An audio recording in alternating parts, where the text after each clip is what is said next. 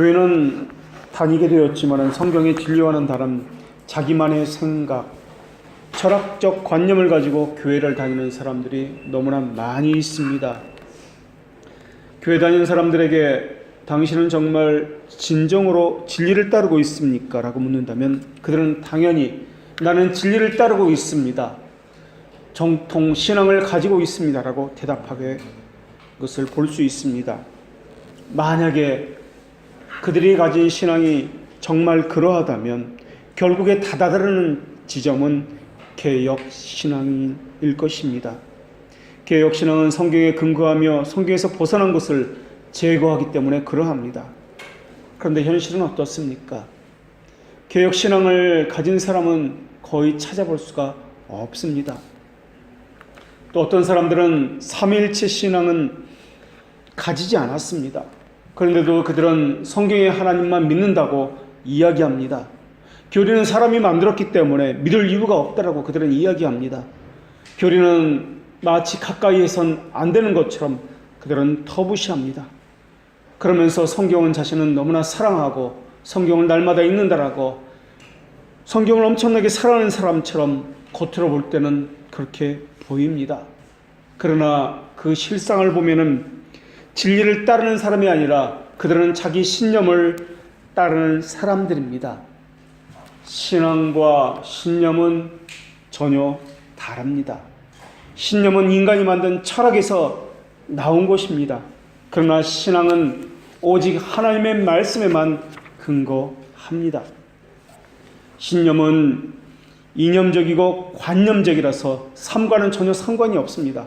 그러나 신앙은 혀에 관한 것이 아니라 삶에 관한 것이기 때문에 지극히 헌신적이고 또한 삶 가운데에서 구체적으로 적용되어 나타납니다. 신앙은 단지 사실에 대한 확신이나 인정에만 그치지 않습니다. 하나님을 향해서 가까이 나아가게 만들고 그 사람으로 하여금 경건한 삶으로 바꾸어 갑니다. 그러나 신념은 하나님을 믿는 삶은 없습니다. 그저 아는 것으로만, 혀의 고백으로만 그치게 하는 것이 신념입니다. 신념을 가진 자에게는 꾸준함도 없습니다. 호기심은 가지고 있을지 모르지만은 그 자신의 호기심이 채워지면은 다른 것의 필요성을 찾아서 떠나곤 할 것입니다. 신념을 가진 사람은 신앙을 최고의 가치로 우선순위로 두지도 않습니다. 신념은 상황에 따라서 유동적입니다.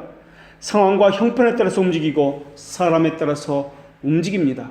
그래서 신념은 이기적이고 자기 유익에 따라서 언제든 배를 갈아탈 수가 있습니다. 신념은 누구의 간섭이나 조언을 받는 것도 싫어합니다. 안내를 받는 것도 귀찮아하고 불편해합니다.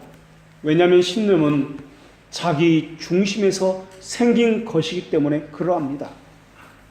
그러나 신앙은 그렇지 않습니다. 신앙은 상황이 시키는 대로 하는 것이 아니라 말씀이 시키는 대로 하기 때문에 사람이나 상황에 따라서 변하지 않습니다.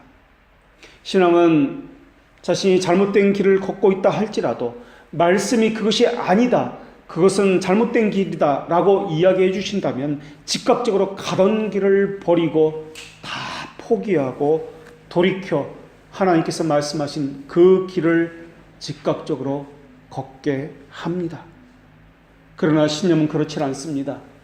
또 신념은 인간이 만든 이론이라서 이해하기 쉽습니다. 본성적으로 쉽게 와닿습니다.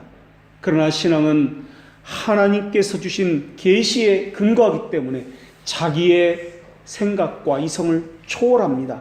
그래서 이해하기가 쉽지를 않습니다. 그래서 하나님의 말씀은 신앙은 믿음으로만 받아들일 수밖에 없는 것입니다. 이성으로 받아들일 수 있는 것은 신념이지 신앙이 아닙니다.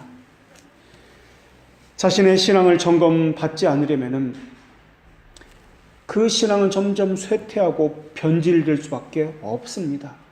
그래서 신앙을 가진 사람은 자신이 가진 신앙이 참된 것이고 하나님의 말씀에 근거하신지 한 것인지를 계속 살피기 위해서 말씀 배우기를 사모하게 됩니다.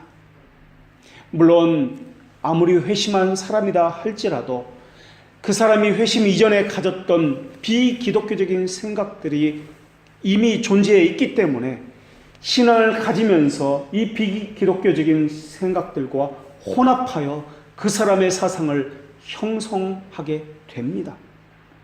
그래서 사람들은 이 혼합주의적 사고방식을 가지고 마치 성경적인 기독교적 사상을 가진 것처럼 착각을 하면서 신앙생활을 합니다. 이것을 빼내야 합니다. 이것을 빼내는 가장 좋은 길은, 유일한 길은 성경을 통해서 자신의 신앙을 점검받는 것입니다. 말씀을 통해서, 또한 말씀이 교회사 가운데 어떻게 역사 가운데 드러나는지를 통해서 자신의 신앙을 늘 점검받기를 바라는 것이 신앙을 가진 사람들의 모습입니다. 신자들은 무의식적으로 가지고 있는 것이 바로 이 혼합주의 사상들입니다. 그런데 이 혼합주의 사상은 공개적으로 반기독교적으로 가르치는 이단들의 사상보다 더 무섭다는 것을 알고 있어야 합니다. 사람들은 마치 자신이 가진 혼합주의 사상을 정통신앙인 양 기독교 신앙이라고 그렇게 생각하면서 여전히 고수하고 있습니다. 이것은 유대인들에게도 마찬가지였습니다. 회심 이전에 잘못된 그 가치들이 참 진리 안에 교묘히 숨어들어서 마치 모든 것이 진리인 것처럼 그렇게 취급을 받았습니다. 하나님께서는 이 문제를 말씀하시면서 잘못된 교리를 그대로 방치한다면 교회를 무너뜨리고 잘못된 신앙에 빠진다는 것을 경고해 주셨습니다. 성전에 아무리 작은 도구라 할지라도 하나님께서 정하신 용도로만 사용되어야 하지 다른 용도로 사용되어서는 안 된다는 것입니다. 건전한 법을 오용하고 곡해하고 법을 제정한 왕의 의로움과 진실함을 가린다르며 한다면 이것은 엄청난 죄가 될 것입니다. 바로 유대인들이 그렇게 했습니다. 물론 율법은 죄가 아닙니다. 그러나 그것을 혼합주의로 만들었고 오용하는 사람들에게 엄청난 죄가 있다라는 것입니다. 사람들은 하나님의 심판대 앞에서 자신의 무죄함을 증명하기 위해서 자신들이 얼마나 하나님을 사랑했는지를 수시로 고백하고 있습니다. 자신들이 얼마나 하나님을 위해서 애썼는지 수시로 말을 하고 있습니다. 그러나 그들은 늘 자신의 불완전한 섬김을 의지하고 있을 뿐입니다. 자신의 행위와 수고를 의지하고 있습니다. 자신의 행위를 의지하고 있다는 것은 하나님의 거룩하심을 가볍게 여기고 있다는 뜻입니다. 하나님은 구원은 행위로 말미암지 않는다고 말씀해 주셨는데도 유대인들은 혼합주의에 의해서 자신의 행위로서 구원을 받으려고 그렇게 노력을 하고 있었습니다. 말로는 은혜라고 이야기합니다. 그러나 실상은 행위로 구원받는 것처럼 그렇게 하고 있습니다. 사람들은 하나님의 흠없는 순결하심을 자신들이 드리는 공로로서 더 돋보이게 할 수 있다라고 그렇게 생각을 했습니다. 유대인들은 짐승의 목을 잘라서 하나님의 제단에 바침으로써 자신들이 손상시켰던 하나님의 거룩하심을 회복시켰다고 충분히 보상할 수 있다고 그렇게 생각을 했습니다. 사람들은 자신들이 해를 가한 하나님의 은혜를 자신의 지갑을 열어서 하찮은 것과 불의한 재물로 만족시킬 수 있다고 그렇게 생각하고 신앙생활을 하고 있습니다. 사람들은 교회가 물질로 가득 채워지는 것을 거룩해지는 것이라고 생각을 합니다. 사람들은 사람들이 많이 모이는 것을 거룩해진 표요, 하나님이 함께 하시는 표라고 그렇게 생각합니다. 사람들은 교회의 표시를 물질의 투명함으로 사회사업을 많이 하는 것으로 구제나 또는 시설을 좋게 꾸며서 사람들이 많이 모이는 것으로 교회의 참됨을 규정하고 있습니다. 이러한 것은 신앙이 아니라 공리주의 철학에서 나온 신념에 불과합니다. 사람이 많으니까 좋은 것이다. 이러한 것이 공리주의입니다. 이런 행위들은 하나님을 진노를 달래는 데 기여하기보다는 오히려 자신이 가한 해악에 덧붙여서 하나님의 기만하는 행위를 더하는 것입니다. 인간은 자신이 만든 것에 스스로 만족하고 그 고한물을 추종하는 자들을 생기는 것을 기쁨으로 삼고 있습니다. 그것이 자기의 보기에 옳다라고 여기는 사람은 그것에 대해서 추종자가 되어서 그들을 따라갑니다. 그들을 선망의 대상으로 바라봅니다. 그래서 같은 것을 바라보는 같은 의식을 가진 사람들이 모여서 한 집단을 이루고 같은 목적을 가지고 그 목적을 바라보면서 함께 나아갑니다. 여기에는 신앙이 존재하지 않습니다. 이것을 공동체라고 이야기합니다. 커뮤니티라고 이야기합니다. 그들은 같은 목적을 가지고 있었기 때문에 언제든지 같은 목적에서 벗어나면은 헤어질 준비가 되어 있는 사람들입니다. 추종자가 많아지면은 대중성을 갖기 때문에 많은 인기를 얻게 되어 있습니다. 대중성을 갖게 되면 많은 인기를 갖기 때문에 사회문화를 주도하게 되어 있습니다. 이러한 것들이 지속적으로 이어지게 되면 이것은 관습이 되고 전통이 되고 사회 문화가 됩니다. 그런데 이 대중성이 있는 것을, 인기 있는 것을 교묘히 들여다보면은, 살펴보면은 인간의 욕망과 속성이 들어있다라는 것을 알게 될 것입니다. 그리고 이것은 다수의 지지를 받고 있기 때문에 통계를 기반으로 한다는 것을 또한 알게 될 것입니다. 그러니 당연히 사람들이 좋아할 수밖에 없을 것입니다. 그런데 사람의 분별력은 한계가 있습니다. 인간은 무심코 이것이 옳다, 이것이 사회 문화다, 이것이 대중성을 가졌고 사람들이 다 따라가는 방식이다라고 이야기하면서 그것을 좋은 것이다, 우리가 따라야 할 것이다 라고 그렇게 여기면서 따라갑니다. 이 안에 무엇이 숨겨져 있는지, 어떤 의도와 사상으로 고안되었는지는 전혀 상관하지 않습니다. 많은 사람들이 지지하니까, 따르니까 옳은 것이다, 참된 것이다 라고 이야기할 뿐입니다. 이것이 바로 신념입니다. 이것이 바로 철학입니다. 다수가 하니까 행복이다, 다수가 있으니까 진리다 라는 철학입니다. 대중성이 떨어진 이론 금방 사그라집니다. 대중성을 갖춘 그러한 것들은 지속적으로 살아남습니다. 그래서 대중성을 가지고 영향력을 끼칩니다. 그래서 사람들이 보기에 좋아 보이는 겁니다. 대중성과 인기를 갖게 되면 반드시 따라오는 것은 부와 권력과 명예입니다. 그래서 그것을 보기에 좋아하기 때문에 사람들이 그것을 따라가게 되는 것입니다. 그렇게 만들어진 관습 가운데 하나가 유대인들에게는 율법주의라는 것입니다. 그런데 문제는 잣대가 항상 고정되어 있는 것이 아닙니다. 분명한 기준으로서 영원히 이 잣대가 지속되는 것이 아닙니다. 자기로부터 출발한 잣대이기 때문에 언제든지 자기가 보기에 안 좋은 것이 있다면 잣대를 움직여서 그 기준 자체를 바꾼다라는 것입니다. 그 잣대에 자기를 맞추는 것이 아닙니다. 자기에게 그 잣대를 맞추어서 잣대 자체를 바꾸어 버리는 것입니다. 더하거나 빼거나 합니다. 그래서 나온 것이 율법주의입니다. 이것은 하나님의 뜻하심으로부터 나온 것이 아니라 자기의 보기에 좋은 대로 자기 신념으로 만들어진 고한물에 불과합니다. 그들은 죄에 대해서 양심의 채찍을 맞으면 정해진 시간에 몇 가지 정해진 기도문을 중얼거림으로써 그들은 양심의 위로함을 받습니다. 교회에서 던져주는 몇 가지 기도 제목을 따라서 알 수 없는 소리로 중얼거리면 그들은 양심은 편해진다고 이야기하고 있습니다. 자신의 할 일은 다 했다라고 그들은 생각합니다. 그들은 성전을 가득 채우고 있는 하나님의 영광스러운 임재를 바라보기보다는 자신이 받을 은혜가 더 중요하기 때문에 하나님께서 내게 주실 은혜가 무엇인지를 더 기다리면서 그것만을 받으면 모든 은혜가 내게 주어진 것처럼 그렇게 생각합니다. 그들은 교회보다는 자기 자신입니다.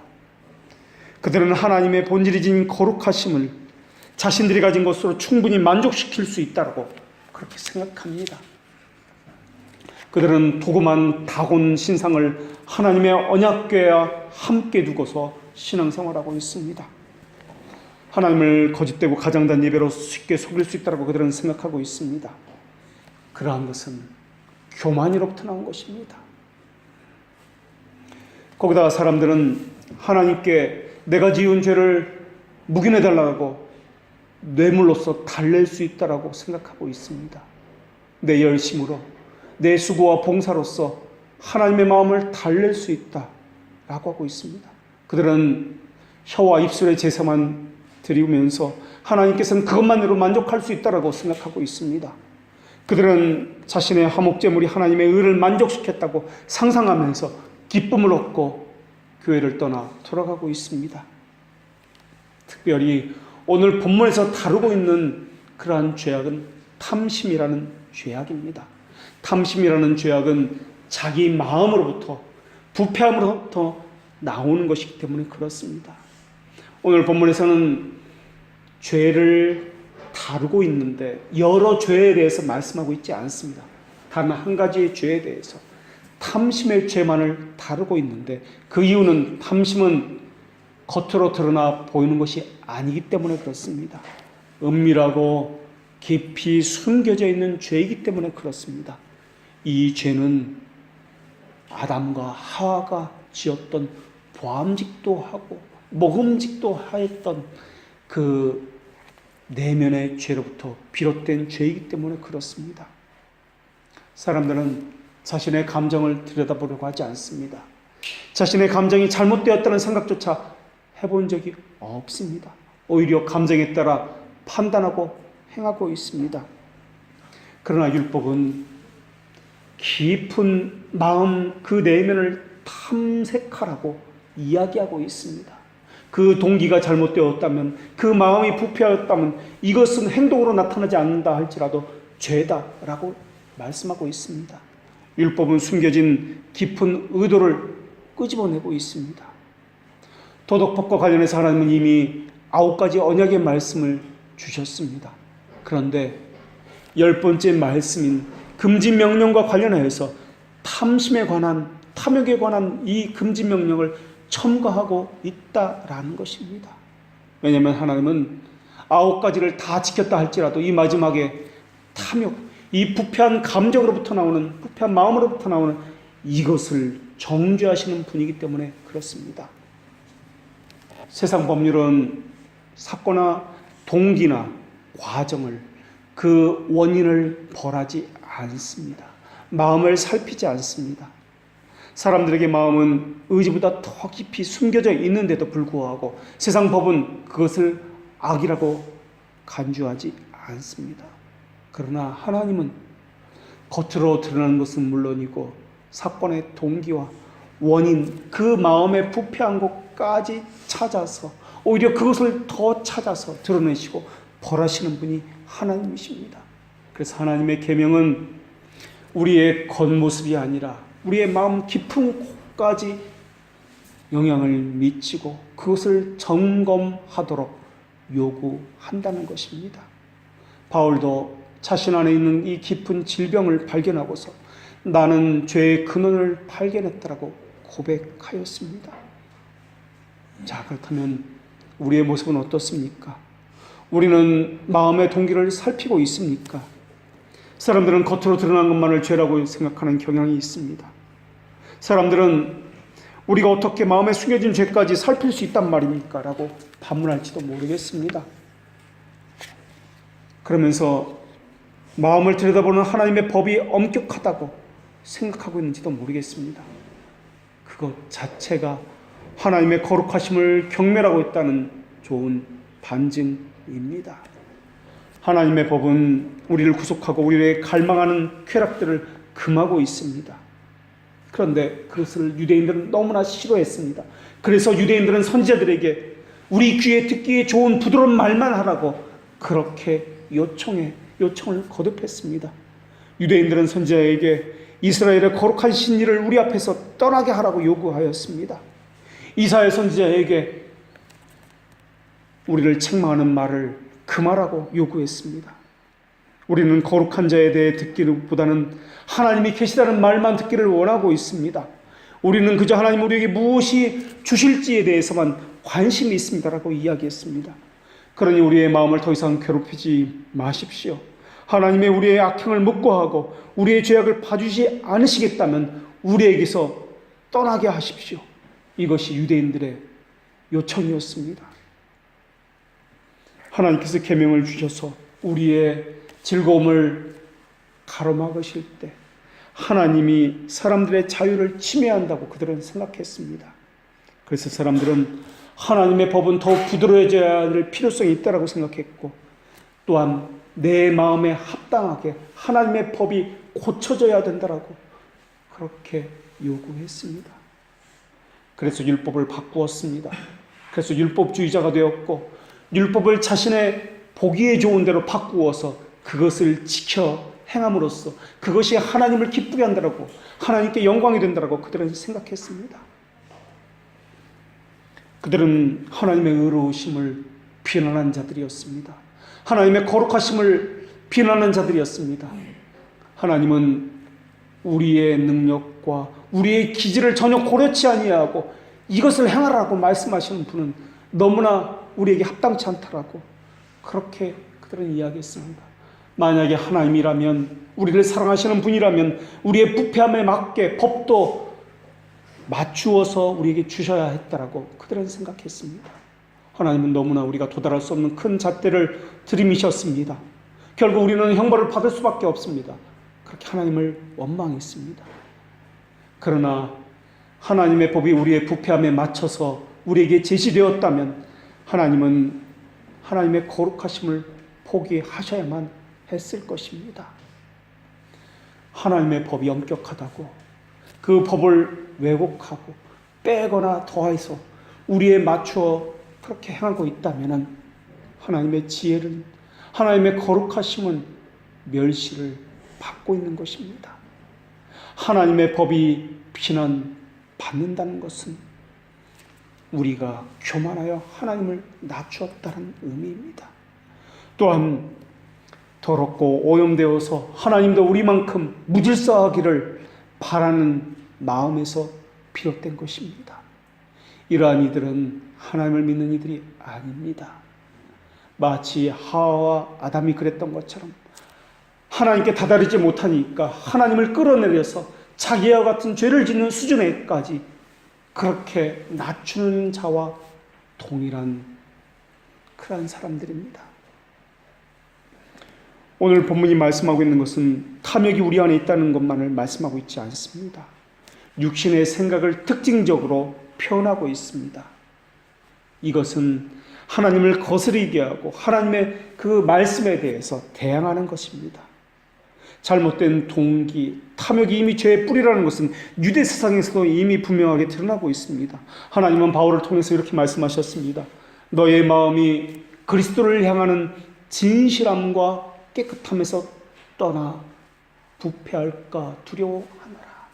마음이 진실함과 깨끗함에서 떠났다. 이것이 유대인들을 향한 하나님의 평가였습니다. 예수 그리스도를 구속자로 믿는 믿음의 행위는 지상에서 살아가는 사람들이 마땅히 해야 하는 것입니다. 그러나 그 행위보다도 더 중요시 여기고 살펴야 하는 것이 있는데 그것이 바로 우리의 마음입니다. 그런데 우리는 어떻습니까? 알게 모르게 율법에 대해서 부정적인 마음을 취하고 있지는 않습니까? 만약에 부정적인 마음, 그것을 취하고 있다면 그 이유는 무엇이 때문이라고 생각하십니까? 하나님의 말씀이 약하기 때문에 그렇습니까? 아닙니다. 율법이 우리의 죄를 지적하고 드러내고 있기 때문에 그렇습니다. 그래서 우리는 본성적으로 율법은 싫어합니다. 딱딱하다, 지킬 수 없는 것이다, 별의별 변명을 대면서 율법은 우리에게 필요 없고 복음만이 우리에게 필요한 것이다라고 그렇게 이야기하고 있습니다. 정말 율법이 우리에게 필요 없는 것인가요? 율법은 우리에게 세 가지 것을 말해주고 있습니다. 율법은 첫째로 하나님의 거룩하심에 비추어서 우리의 죄성에 대해서 비참함을 느끼게 하고 있습니다. 두 번째는 우리의 그릇된 삶을 억제하는 기능을 하고, 그래서 궁극적으로는 세 번째로 예수 그리스도께 인도하는 기능을 하는 것이 율법입니다. 그런데 우리는 본성적으로 율법을 천시하고 멸시하고 이제는 필요 없는 것처럼 생각하고 있습니다. 그런데 율법을 주시는 하나님의 말씀의 장엄함을 생각해 보십시오. 하나님의 계명이, 이 율법이 시내산의 천둥 가운데 얼마나 웅장하게 반포되었는지를 생각해 보십시오. 그리고 예수님의 가르침과 모범 가운데 얼마나 아름답게 가르침이 펼쳐졌는지도 생각해 보십시오. 외식하는 자들에게, 율법자들에게 하나님의 말씀을 왜곡하고 덧붙이고 또한 관념과 관습으로 생활하는 자에게 그들의 죄를 드러냈습니다. 그것을 성경을 통해서 보았을 때, 들었을 때 우리는 얼마나 우리의 마음을 시원하게 했고 통쾌하게 했는지 모릅니다. 말씀을 바르게 해석해 주었을 때 우리의 마음이 얼마나 시원하게 되었는지는 모릅니다.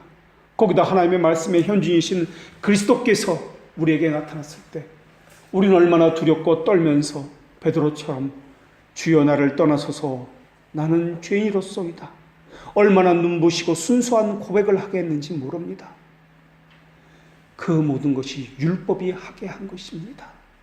율법이 자기 깊은 곳에 숨겨져 있는 죄를 드러내 보이자 죄라는 것을 알게 되었고, 그 거룩하신 예수 그리스도 앞에서 나는 죄인입니다, 나를 떠나소서 라고 하게 했던 것입니다. 성경 가운데에서는 물론이고 우리 주 예수님의 가르침 가운데서도 하나님의 율법의 아름다움에서 피할 수 있는 것이 아무것도 없습니다. 율법은 우주 만물 가운데 새겨져 있습니다. 우리의 모든 헛된 말과 모든 행동, 그리고 마음속 깊은 숨겨진 생각을 감싸는 영혼 깊은 곳에까지 이 율법은 새겨져 있습니다. 말씀이 얼마나 정교한지 세밀한지 우리 마음을 살피기도 하는 것이 이 율법입니다. 하나님의 말씀에서 피할 수 없도록 또 거룩하고 두려우신 분이 누구신지 알려주는 것이 또한 율법입니다. 하나님은 율법의 수요자였고 우리는 그것을 받는 대상이었습니다. 하나님은 통치자였고 인간은 그 통치를 받는 존재였습니다. 하나님은 말씀하셨고 그 인간은 듣는, 순종하는 존재였습니다. 그런데 보십시오. 우리가 언제부터 율법에 대해서 하나님의 말씀을 불편해했고 듣기 싫어했는지, 거부했는지 우리의 양심의 깊은 곳을 들여다보십시오. 하나님을 섬기는 것은 완전히 자유로운 섬김인데도 우리는 비교하였습니다. 따졌습니다. 살폈습니다. 하나님과의 관계 속에서 살펴보는 것이 아니라 사람 사이 속에서 대중이 추구하는 것들 속에서 나는 그것을 따라가야 되는데라고 눈치를 보고 살폈습니다. 하나님을 섬기는 것은 모든 즐거움 가운데 최상의 즐거움인데도 그들은 무거운 짐을 지은 것처럼 그들에게는 즐거움이 없고 억지와 고통과 힘겨운 의문만 그들에게는 존재한 것처럼 보였습니다. 그들은 세상이 주는 대중성을 갖지 못했기 때문에 억지와 고통과 힘겨움만 가졌다고 생각합니다. 같은 섬김인데 사탄의 섬김이 있었고 또한 천사의 섬김이 있습니다. 천사들은 하나님을 섬겼습니다. 사탄도 지금도 하나님을 섬기고 있습니다. 그러나 사탄은 예수 그리스도를 섬긴다 할지라도, 하나님을 주라고 고백한다 할지라도 구원자로, 구속자로 믿지 않습니다. 그리스도께 나오거나 의지하지 않습니다. 그저 섬길 뿐입니다. 그저 열심을 다할 뿐입니다. 어쩌면 우리도 섬기는 것과 열심에 있어서는 그들과 동일한지도 모르겠습니다. 하나님 우리에게 그리스도를 믿는 믿음을 주셨지만 어느새 믿음은 버리고 우리의 행위와 노력으로 섬기고 있습니다. 하나님은 항상 주권을 가진 왕이셨습니다. 또 영원토록 왕이십니다. 우주 전체는 그분의 율법 아래 놓여 있습니다. 그런데도 우리는 그것을 인정하지 않고 있으며 우리의 삶에서 그 율법과 하나님의 말씀을 인식하는 삶을 살지도 않고 있습니다. 율법은 성경을 움직이는 반석이었고 예수 그리스도를 움직이는 말씀의 잣대가 되는데도 우리는 율법을 버렸습니다. 하나님은 율법은 모든 것을 감싸게 하셨지만 우리는 율법을 감싸고 있지는 않습니다. 사람들은 율법에 대해서 독재자의 독단적 법률이라고 생각하고 있습니다. 잔인하다고 생각하고 있습니다. 우리는 이룰 수 없는 것이라고, 왜 우리에게 주어졌느냐고, 너무 잔인하다고 그렇게 이야기합니다. 사람들은 율법에 대해서 하나님의 지혜를 자랑하기 위해서 우리가 준 것 아니냐고, 하나님의 거룩을 자랑하려고 주어진 힘자랑이 아니냐고 그렇게 생각합니다. 그러나 율법은 무한한 하나님의 자신의 존재에 기초하고 있습니다. 하나님의 선하심에 기초하고 있고, 하나님의 거룩하심에 기초하고 있고, 우리를 향한 하나님의 사랑에 기초하고 있는 것이 율법입니다. 그러므로 하늘에 계신 너희 아버지의 온전하심과 같이 너희도 온전하라. 이것이 우리 주 예수 그리스도의 말씀이셨습니다. 이것은 무엇을 위한 말씀이었습니까? 우리가 어긋나게 하기 위해서, 잘못되게 하려고 주신 말씀이었습니까? 자녀에게 공부하라고, 바른 길로 가라고 하는 것이 잘못된 것이고 우리에게 불편한 간섭입니까? 하나님의 율법은 결코 독단적이지 않습니다. 율법은 하나님께서 거룩하신 것처럼 우리도 거룩하게 하기 위해서 우리에게 주어진 은혜의 말씀입니다. 율법의 기쁨을 느끼지 못하는 것은 율법 자체에 문제가 있기 때문이 아니고 우리에게 문제가 있기 때문에 그러합니다. 우리의 연약함과 타락함이 율법이 주는 복을 누리지 못하기 때문에 그러합니다. 하늘이 하나님의 영광을 선포했습니다. 하나님의 영광이 온 땅에 충만했다는 말씀은 율법의 아름다움을 통해서 우리에게 또한 전해져 왔습니다. 말씀으로 하나님의 뜻이 이루어졌습니다. 주의 말씀은 영원히 하늘에 굳게 섰다는 것도 율법에 대한 찬양을 의미하는 말씀입니다. 주의 법이 나의 즐거움이 되었다는 고백도 율법에 대한 고백입니다. 그들이 주의 법을 지키지 않아서 내 눈에 눈물이 시냇물처럼 흘러내렸다는 것도 율법에 대한 시편 기자의 고백입니다. 시편 기자가 또 무엇이라고 고백했습니까? 주의 명령은 의롭고 지극히 성실하다고 고백하지 않았습니까? 주의 말씀이 지극히 순수함으로 주의 종이 이것을 사랑합니다라고 고백하지 않았습니까? 십계명을 삶의 길잡이로 택하든지 예수님의 명령을 따르든지 그 가르침은 실상은 동일한 가르침입니다. 하나님의 도덕적인 기준은 영원히 변할 수 없기 때문에 그렇습니다. 선과 악이 변하지 않듯이 선과 악을 가르치는 하나님의 말씀도 동일하기 때문에 그렇습니다. 하나님께서 변하지 않으시듯이 하나님의 기쁘신 뜻도 변하지 않기 때문에 또한 그렇습니다. 하나님은 자신의 기준을 바꾸지 않습니다. 하나님의 도덕법은 항상 동일합니다. 율법은 그래서 거룩하고 항상 옳고 선합니다. 그래서 그리스도인의 자유에는 율법에 대한 순종을 포함하고 있습니다. 우리는 비록 부족할지라도 그분을 닮아가려고 노력해야 합니다. 주의 영이 계신 곳에는 자유함이 있다라는 이 말씀은 그렇기 때문에 율법을 지키지 않아도 된다는 말씀이 아닙니다. 예수님께서 모든 것을 이루셨으니까 나는 아무것도 하지 않고 가만히 있으면 돼. 예수님이 나를 위해서 죽으셨으니 나는 열심히 기도할 필요가 없어 라는 말이 아닙니다. 오히려 예수님께서 우리를 위해서 죽으셨다는 그 말씀은 그분에 대한 사랑과 그분을 위한 살겠다는 의지를 더욱 강하게 독려하고 불어넣는 발판이 되고 있습니다. 주의 영이 계신 곳에는 자유함이 있다는 이 말씀은 그리스도의 직분에 관한 말씀을 의미합니다. 그리스도를 율법의 영이라고도 하나님은 말씀하고 있습니다. 율법이 그리스도에 의해서 불어넣어질 경우에만 우리의 영혼이 살아나고 생명을 얻게 된다라는 의미를 가지고 있기 때문에 그렇습니다. 그리스도와 함께하는 율법만이 영혼을 소생케 하고 우리의 눈을 뜨게 하고 젖먹이에게 지혜를 전하는 것으로서 다윗은 찬양하고 있다라는 것입니다. 만약에 율법에서 그리스도를 제거해 버린다면 율법은 우리에게 죄만 지적하게 될 것입니다. 사람들이 율법에 대할 때 숨막히는 이유가 무엇입니까? 불편해하는 이유가 무엇입니까? 그 이유는 단 한 가지입니다. 율법에서 예수 그리스도를 제버렸기 때문에 그렇습니다. 그리스도는 율법의 생명을 불어넣어 주시고 율법의 정죄의 기능은 제거하시고 우리에게 거룩을 행하도록 방향을 제시해 주십니다.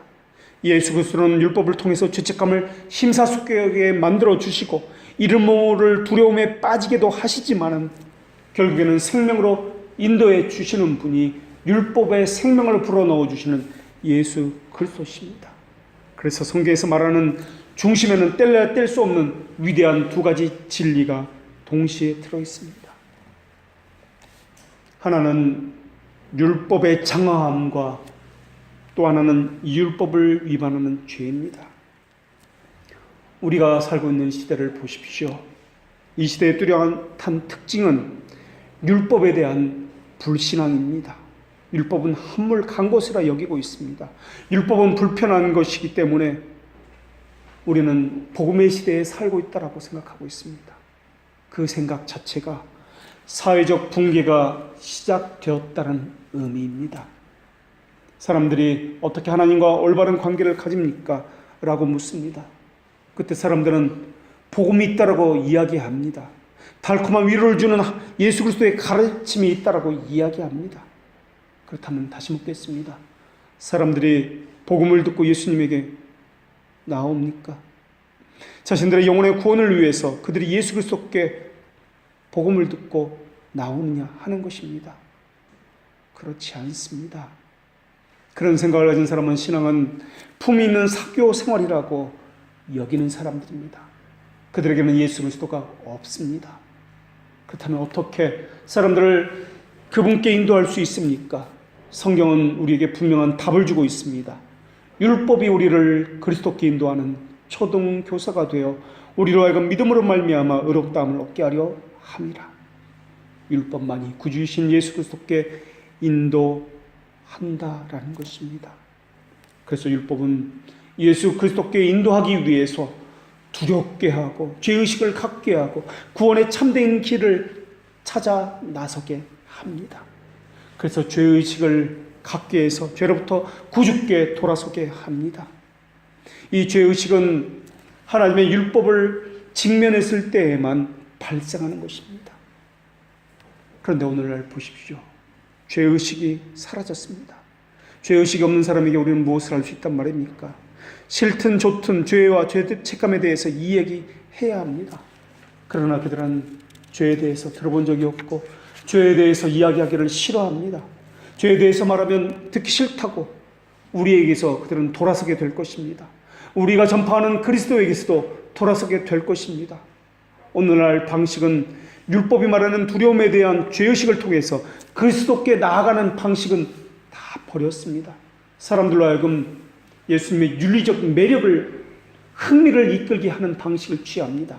사회적 문제들을 해결하는 유용한 가르침을 통해서 하나님 앞에 나오는 방식을 취하고 있습니다. 그것은 성경이 증언하는 방식이 아닙니다. 세상의 통념과 관념에서 나오는 방식입니다. 교회는 이렇게 되어야 한다는 것은 세상의 신념이지 신앙이 아닙니다. 그런 통념에 사로잡혀 있는 것이 오늘날 혹시 우리의 모습은 아닌가요? 오늘날 한국교회의 모습은 아닌가요? 그런 상태로는 신앙의 담에 오를 수가 없습니다. 그런데 오늘날은 그것을 신앙이다, 그것이 성경에서 말하는 하나님의 말씀이다라고 생각하게 만들고 있다라는 것입니다. 사람들로 하여금 하나님의 율법을 심각하게 받아들이게 하지 않고 있습니다. 사람들에게서 죄에 대한 것은 다 제거해 버렸습니다. 조금이라도 두려움을 느끼게 하는 것이 있다면 다 제거해 버렸습니다. 그런데 그 제거한 것 자체가 절망이라는 사실을 기억해야 할 것입니다. 율법이 문자 외에는 없는 곳에서는 정죄와 지배밖에는 없지만 율법이 없는 곳에는 그리스도 없다는 사실을 기억해야 할 것입니다. 그들은 노예살이와 두려움만 있습니다. 그 이유는 그리스도 없는 율법을 가졌기 때문에 그렇습니다. 죄와 결과에 대해서 하나님은 말씀하시면서 타협하거나 적당히 하는 법은 단 한 번도 없으셨습니다. 죄와 그 죄 뒤에 도사리고 있는 그 죄의 주인은 사탄입니다. 사탄이 하는 일은 우리의 감각에 대해서 무디게 하는 능력을 가지고 있습니다. 양심을 마비하게 하고 마음을 가리어서 하나님으로부터 벗어나게 하고 세상과 관념과 세상의 그 신념으로 돌아가게 만듭니다.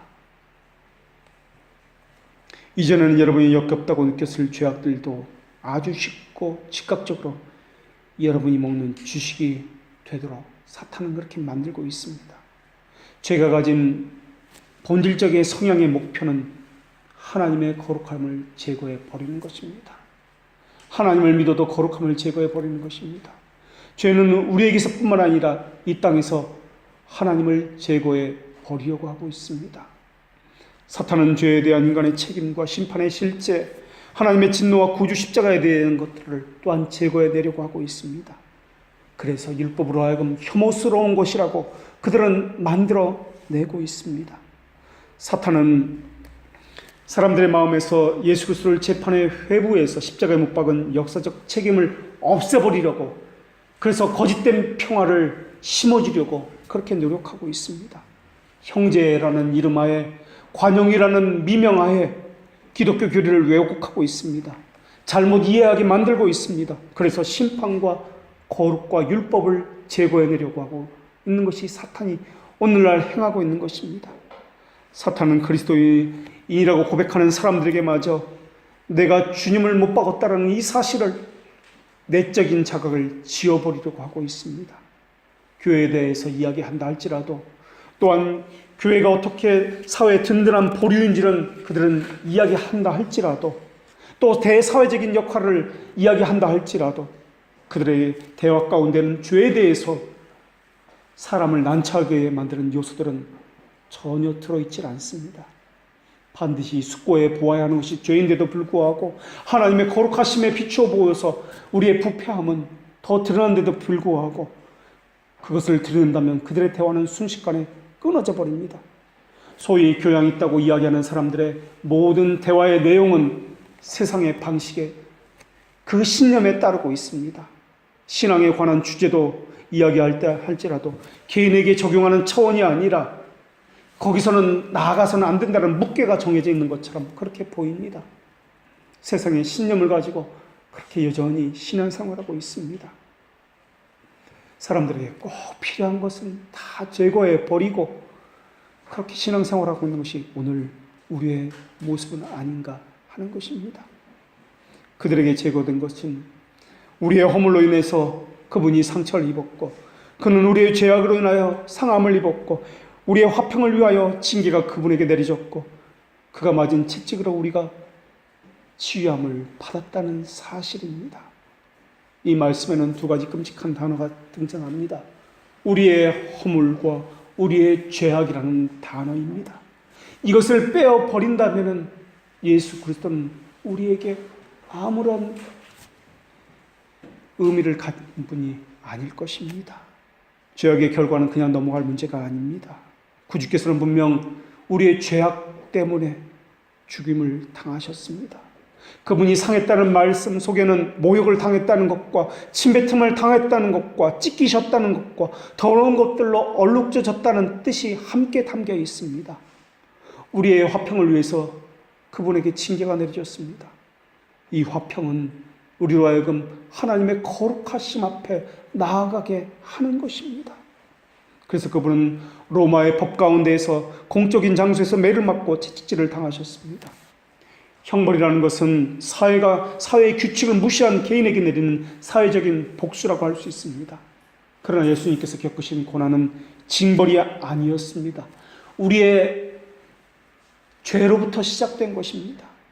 그분의 상함으로 또한 비롯된 것이 우리의 씻김으로 끝이 났습니다. 그런데 어떤 이들은 하나님 앞에서 예수 그리스도와 하나님의 거룩하심은 제거해 버리고 그저 그들의 손에는 빵과 포도주만을 손에 들고 있습니다. 하나님의 말씀과 예수 그리스도를 따로 떼어내서 하나님의 말씀만을 붙들고 있습니다. 모세 앞에 나타난 거룩한 불은 다 버려버리고 가시 덤불만 붙들고 있습니다. 상징과 표징은 붙들고 있으면서 정작 중요한 언약인 예수 그리스도는 다 버려버렸습니다. 어떤 이들의 모임과 교제 속에는 예수 그리스도의 영광은 없고 죽은 문자와 죽은 행위만 있을 뿐입니다. 역사나 신학적인 사실에 해박해지는 것은 별로 중요한 문제가 아닐 것입니다. 그것보다도 예수 그리스도를 아는 지식이 중요하며 그분이 우리와 어떤 관계를 맺었는지가 더 중요합니다. 사람들은 자신의 죄가 주님을 괴롭게 했다는 것과 가장 슬프게 했다는 것을 잊어버리고 있습니다. 자신의 죄가 주님의 마음에 가장 힘들고 무거운 짐이 되었다는 것을, 자신의 죄가 주님의 눈에 가장 거스린다는 것을 모르고 있습니다. 유다의 죄는 보석금을 내고 풀려날 수 있는 그런 죄가 아니었습니다. 유다의 죄는 금강석 끝 철필로 기록되어서 지워질 수 없는 그런 죄였습니다. 죄가 기쁨을 맛보기 시작하면 영혼은 신속히 부패해집니다. 죄를 맛보고 거기서 얻는 즐거움을 얻었던 사람은 다른 욕구까지도 활성화시키려고 그렇게 할 것입니다. 그래서 기하급수적으로 죄에 대한 욕구가 늘어나게 되면서 인간의 영혼은 신속하게 부패함으로 치닫게 될 것입니다. 이러한 영혼은 견딜 수 없이 피곤할 것이고 모든 신령한 것에 대해서, 거룩함에 대해서 무력감을 가지게 될 것입니다. 그래서 그들은 주일에 교회에 나온다 할지라도 그들은 자신의 양심을 달래기 위해서일 것입니다. 그리고 그들은 자신이 얻어낼 것을 위해서일 것입니다.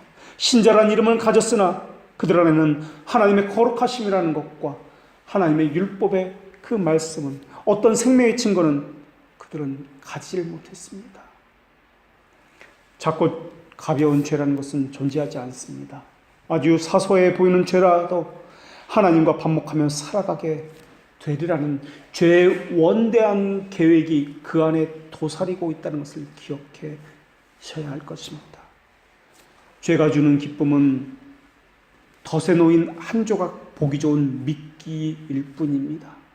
죄는 그 미끼를 통해서 더 많은 것, 더 큰 것을, 더 이상의 것을 바라고 있습니다. 죄가 원하는 것은 궁극적으로 하나님의 거룩하심을 제거해 내는 것입니다. 이 거룩하심을 드러내는 것은 율법 외에는 없습니다. 율법은 우리의 양심을 살아나게 합니다. 율법은 우리를 죄로부터 멀리하게 하고 마치 난로에 손을 댄 아이처럼 활짝 놀라게 합니다. 물론 율법을 안다고 죄를 이길 수 있다는 말은 아닙니다. 탐심의 정욕이 먹구름처럼 피어올라서 입을 벌리고 그 욕구를 채워줄 것을 요구하고 있을 때 율법을 그것을 경계하고 그것은 죄라고 우리에게 말해준다라는 것입니다. 영혼을 신속히 부패하는 영혼을 끌어안고 제어해주는 것도 율법이고 영혼 전체가 죄에 사로잡혀 끌려가는 것을 막아주는 것도 율법입니다. 율법은 하나님의 뜻이 무엇인지를 아는 선명한 지식을 가져다 줍니다.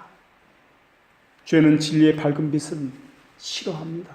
그래서 밝은 빛 아래서는 자라질 않습니다. 그래서 죄가 가장 좋아하는 환경은 어두움과 무지입니다. 죄는 숨김을 필요로 합니다. 왜곡하고 속이기 때문에, 다른 것으로 변장하기 때문에 그렇습니다. 그래서 그들은 어두움과 무지 가운데 거하기를 너무나 좋아합니다. 그래서 죄가 우리 가운데, 우리 마음 가운데 들어와서 하는 첫 번째 일은 우리의 생각을 헝클어 놓습니다. 그리고 우리의 마음이 어두움 가운데, 혼란함 가운데 깃들게 하는 것입니다. 그래서 거룩한 것에 대해서 빛을 받지 못하게 해서 무뎌지게 하고 죄라는 것을 인지하지 못하게 만드는 일을 하고 있습니다. 그런데 하나님을 보십시오. 하나님은 그 반대로 하시는 분이십니다. 하나님은 빛을 비추어서 우리를 깨닫게 하시고 알게 하시고 돌이키게 하시는 분이십니다. 그래서 하나님의 말씀을 들으면 죄가 주는 무지와 어둠과는 반대로 이런 것도 죄였어. 이제는 몰랐던 것을 알아지게 되고 예전은 죄라고 이해하지 못했던 것을 이제는 죄라고 인식하게 되는 이런 새로운 것들을 이 빛에 대해서 나아가게 하는 이러한 것으로 하나님께서는 이끌고 계시다는 것입니다. 그러나 죄는 그렇지 않습니다. 강압과 속임수로 우리를 지배하려고 합니다. 이 속임과 강압에서 벗어날 수 있는 것은 바로 율법이고 율법이 궁극적으로 제시하고 있는 예수 그리스도라는 것입니다. 예수 그리스도 외에는 없습니다. 영적인 어두움, 지적인 무지를 버리기 위해서 부지런히 그분이 누구인지에 대해서 배워야 합니다. 그분이 우리에게 어떤 분이시며 우리는 어떤 죄를 또한 가지고 있으며 또 그분은 우리의 죄와 우리의 허물을 위해서 죽으셨다는 사실을 늘 배워야 합니다. 동시에 회개의 삶을 살게 할 것이고 죄죽임과 함께 은혜 살림이 우리 안에 있어야 합니다. 이를 위해서 하나님께서는 예수 그리스도를 통해서 은혜를 준비해 주셨습니다. 그래서 그분은 말씀의 빛이라 불리시는 분이시고 그분은 또한 율법의 영이라 불리시는 분이시고 그리고 그분은 빛으로서 우리에게 말씀으로 다가오신 분이십니다. 그리스도로 말미암지 않고는 율법을 알 수 없습니다. 그래서 예수 그리스도의 영을 받은 이들은 율법을 버리지 않습니다. 오히려 율법 안에서 하나님의 뜻이 거하고 있음을 알고 하나님의 거룩하심을 만나게 되고 또한 율법을 힘써 지키려고 할 뿐만 아니라 그 안에 숨겨져 있는 생명이신 예수 그리스도를 통해서 하나님을 만나게 됩니다. 그렇다면 여러분에게 묻겠습니다. 여러분은 예수 그리스도의 영을 받은 사람들입니까? 아니면 그렇지 않은 사람들입니까? 그 대답은 하나님 앞에서 직접 하시기 바랍니다. 기도하겠습니다.